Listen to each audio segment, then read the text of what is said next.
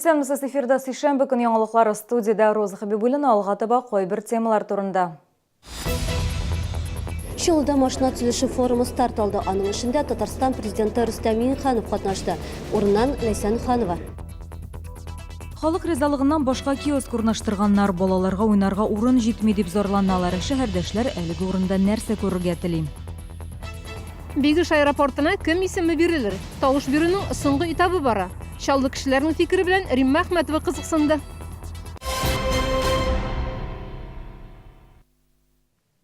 Чаллыда машина төзелеше форумы башланды. Ул инде 4нче ел рәттән оештырыла. Бу юлы анда илебезнең 30 төбәгеннән 8 чит илдән 800гә якын вәкил катнаша.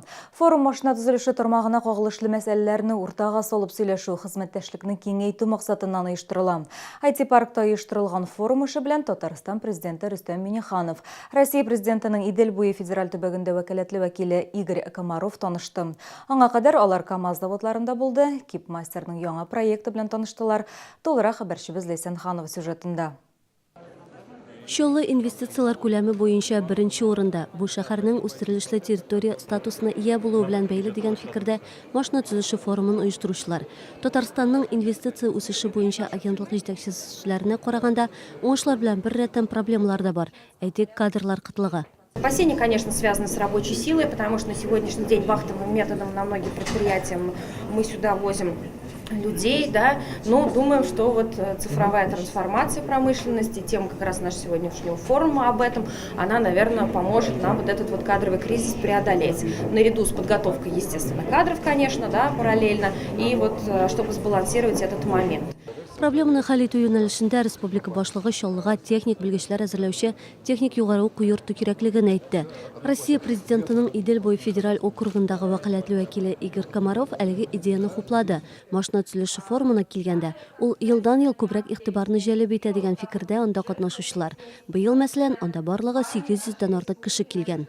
Это непростая система, она требует определенных компетенций и считаем полезным эти мероприятия, потому что они позволяют, во-первых, расширить кругозор. Здесь есть возможность встретиться со специалистами с разных регионов и разного уровня. Форум 2 көн дәвам итәчәк. Аның барышында предприятиелар эшчәнлеге белән дә танышу күздә тотыла. Ләйсән Ханова, Илдар Шәйдуллин, яңалыклар. 46.06 йорты каршына кешеләрнең ризалыгыннан башка киоск куйганнар. Бу хакта безнең кайнар элемтәгә хәбәр иттеләр. Халык әлеге урында башка әйбер күрергә тели, теманы хәбәрчебез дәвам итә. 46-нчы комплекста яшәүчеләр әйтүенчә, сәүдәләре дүшәмбе кич белән барлыкка килгән. Кем кайчан куйган, беркем әйтә алмый. Хәзер ул ябык, сорарга кешесе юк.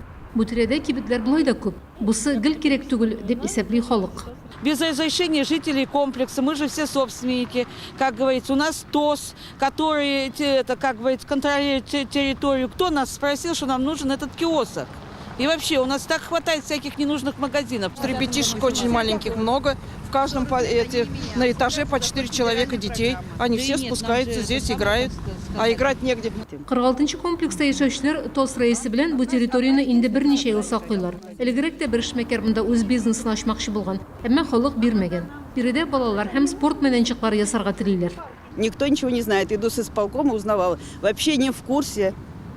Это ставят незаконно, я так понимаю, самовольно ставят вот такие, а потом, наверное, оформляют. Мы уже разрабатывали как проект, чтобы она была досуговой площадкой, потому что на эту территорию приходят школы 23-я, летний лагерь проводит здесь мероприятие, подростковый клуб у нас здесь и жители. Элементы все старые, как в 70-х, 80-х строили, вот эти элементы, они есть, они не обновлялись. И мы ждем федеральную программу. Автозавод башкарма комитетында гаугалы киоск турында бүген генә белделәр. Алар моңа рөхсәт биргәнме юкмы, җавап алып булмады. Ачыкларга вәгъдә иттеләр. Римма Әхмәтова, Елена Камалова, Сергей Вильданов, яңалыклар. Бигиш аэропортына кем исеме бирелер? Тавыш бирүнең соңгы этабы старт алды. Исегезгә төшерәбез, хәзер исемлектә 4 танылган кешенең исеме калды. Бу Николай Лимаев, Дмитрий Менделеев, Солих Сәйдәшев һәм Иван Шишкин. Алар Россиянең бөек исемнәре проектының финалына чыктылар. Сайлау интернетта һәм телефон аша бара. Шулай ук мобиль пунктларда һәм аэрофлот самолетларында тавыш бирергә мөмкин. Җиңүчеләр 5 декабрьдә игълан ителәчәк. Бүген безнең хәбәрчеләребез урамда сорашу уздырдылар. Чаллы кешеләре Бигиш аэропортына кем исемен бирергә тели икән? Или Шишкин, или Менделеев. Алар элекке кешеләр. шуларны уважать етәбез. За Салика Сайдашева можно, потому что он татарстанский и, как говорится, народный. Зачем менять то, что уже названо? Мне кажется, это бессмысленно. Менделеев, мне кажется, подойдет. Очень важный человек вообще в истории России и всего мира. Әгәр сезнең нинди дә булса проблема борчыса яки шатлыклы хәбәр җиткерәсегез килсә, безнең редакциянең кайнар элемтә телефонына шалтыратыгыз. 51-31-31 номеры тәүлек дәвамында эшли. Кыска гудоктан соң хәбәрегезне әйтегез. Безнең корреспондентлар сезнең белән элемтәгә кирип проблемагызны хәл итәргә булышыр. Шалтыраткач исемегезне һәм телефон номерыгызны калдырырга онытмагыз.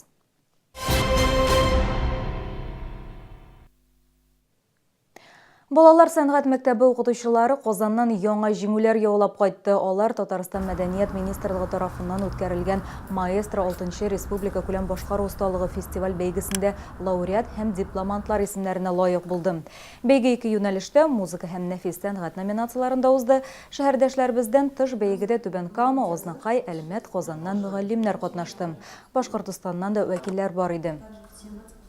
Было очень интересно и познавательно впервые съездить. Конечно, немножко страшно и очень ответственно выступать за свою школу, но мне кажется, это очень нужные такие конкурсы для преподавателей, чтобы показывать наше мастерство не только как мы с детьми преподаем, но как мы умеем это все преподносить на сцене, чтобы потом передавать опыт детям, своим ученикам.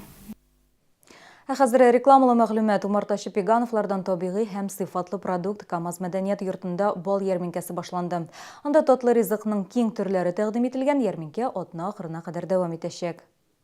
Пегановлар балының 40-тан артык төрен алып килгән. Шәһәрдәшләрнең сайлап алу мөмкинчелеге зур. Каштан балы ашырак булса, юкәнеке татлы тәме белән аерыла. Кыргый умарталардан җыелган бал төрле витаминнарга аеруча бай. Этот мед не качается, а отжимается. В него попадает пыльца, перга, маточное молочко, частицы пыльцы, пать в нем содержится. Этот мед самый зрелый, он собирается один раз в сезон. Пегановлар шалуда ой сайын, шуңа күрә шәһәрдәшләр алар продукциясе белән яхшы таныш. Балны бер тапкыр алып караганнар ярминкәгә кабат килә. Аны биредә үк авыз итү мөмкинлеге дә бар. Последний раз я покупала маточное молочко и в подарок цветочный. И все вкусно. Сегодня я купила липу башкирскую от простуды. Мы взяли цветочный мед, решили, что так лучше будет, чтобы все цветы забрать, что адыгейский, там башкирский, еще там что. Так что нам понравилось. Биредә балны кулай бәйдән сатып алырга мөмкин. 3 литрлы банкадагы чәчәк һәм камырлык, ягъни боярышник балының бәясе 1000 сум. 1 килограмм сортлы бал алучыга килограмм чәчәк я үсемлек мае балы бүләккә. Сатучылар иртәнге 10-нан кичке 7-гә кадәр КамАЗ мәдәният сараенда эшли. Ярминкә 18 ноябрьгә кадәр дәвам итәчәк. Бүгенге менә шулар, мин сезнең белән сау булашам, исән сау булыгыз.